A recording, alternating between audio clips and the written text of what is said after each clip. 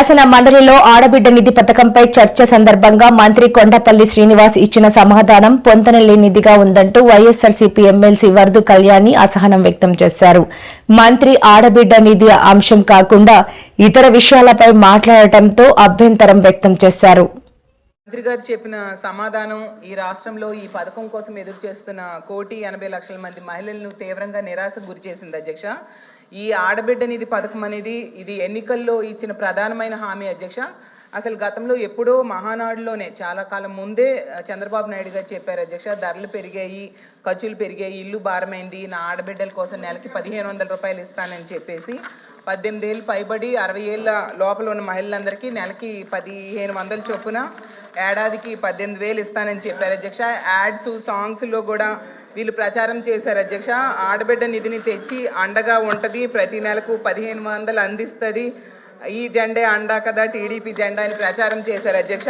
Bonds ఇచ్చారు అధ్యక్ష. చూడండి, ఇందులో స్పష్టంగా రాశారు జూన్ 24 నుంచి కూడా ఈ పథకాలు ఇస్తామనేసి స్పష్టంగా రాయడం ఈ బాండ్స్లో మనం చూస్తాం అధ్యక్ష. అలాగే వీళ్ళు ఎక్కడికి వెళ్ళినా కూడా నీకు 18,000, నీకు 18,000, నీకు 18,000 అని కూడా ప్రచారం చేశారు అధ్యక్ష. చేయూత అయితే 45 ఏళ్ళు వాళ్ళకు వస్తుంది, ఇదైతే అందరికీ వస్తుంది అని కూడా నమ్మించారు అధ్యక్ష. అయితే ఇన్ని రోజులైనా కూడా మొదటి బడ్జెట్ అయిపోయింది, రెండవ బడ్జెట్ అయిపోయింది, అంటే ఏడాదికి 18,000 చొప్పున ఒక్కొక్క మహిళకి వీళ్ళు 36,000 రూపాయల చొప్పున బాకీ పడ్డారు అధ్యక్ష. దీనికి ఖర్చు అయ్యేది 1,80,00,000 మంది మహిళలు లబ్ధిదారులు అనుకుంటే 32,400 కోట్లు ఏడాదికి ఖర్చు అవుతుంది అధ్యక్ష.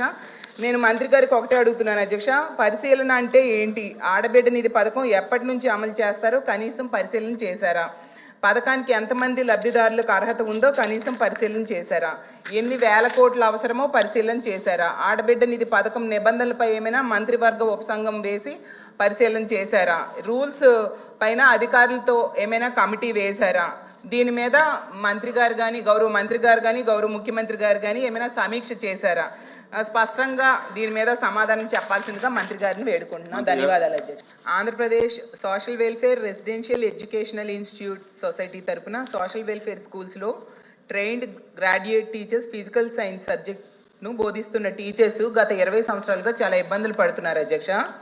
జనరల్గా ప్రతి సబ్జెక్టులో టీజీటీలతో పాటు పీజీటీలు, జూనియర్ లెక్చరర్స్ ఉంటారు అధ్యక్ష. మిగతా సబ్జెక్టులో పనిచేస్తున్న టీజీటీలకు పీజీటీలుగా, జూనియర్ లెక్చరర్స్గా ప్రమోషన్స్ లభిస్తున్నాయి అధ్యక్ష. కానీ ఫిజికల్ సైన్స్ సబ్జెక్టులో పనిచేస్తున్న టీజీటీలు, పీజీటీలకు సంబంధించిన పని చేస్తున్నప్పటికీ కూడా పీజీటీలకు సంబంధించిన క్యాడర్ స్ట్రెంత్ తక్కువగా ఉండడం వలన గత 20 సంవత్సరాల నుంచి టీజీటీ ఫిజికల్ సైన్స్ టీచర్లకు పీజీటీ ప్రమోషన్స్ లేవు అధ్యక్ష. కావున ఈ సమస్యకు పరిష్కారం చూపించాలని కోరుతున్నాను అధ్యక్ష.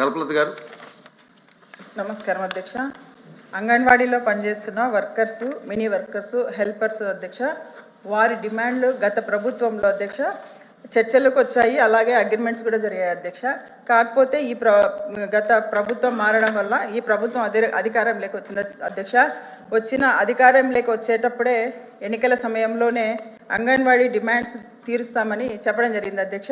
వారి డిమాండ్స్ అధ్యక్ష, వారికి కనీస వేతనం 26,000 పెంచాలి, పెండింగ్లో ఉన్న 1,810 మినీ వర్కర్స్ క్వాలిఫికేషన్స్ రిలాక్సేషన్ ఇచ్చి మెయిన్ సెంటర్లుగా మార్చాలి, గ్రాడ్యుటీ అమలుకు గైడ్లైన్స్ రూపొందించాలి, వేతనాలతో కూడిన మెడికల్ లీవ్లు ఇవ్వాలి, అంగన్వాడీలకు సంక్షేమ పథకాలు అమలు చేయాలి, హెల్పర్ ప్రమోషన్స్ నిర్దిష్ట గైడ్లైన్స్ రూపొందించాలి, పెండింగ్లో ఉన్న 164 సూపర్వైజర్ పోస్టులు భర్తీ చేయాలి, అలాగే ఉచితంగా గ్యాస్ ఇవ్వాలి, అలాగే ఫ్రీ స్కూల్స్లో చదువుతున్న తల్లిదండ్రులకు కూడా సంక్షేమ పథకాలు అందించాలని ఏదైతే ఈ ప్రభుత్వం అధికారం రావడానికి హామీలు ఇచ్చిందో అధ్యక్ష, తక్షణమే వాళ్లకు ఈ డిమాండ్స్ నెరవేర్చాలని మీ ద్వారా ప్రభుత్వాన్ని కోరుతున్నారు అధ్యక్ష.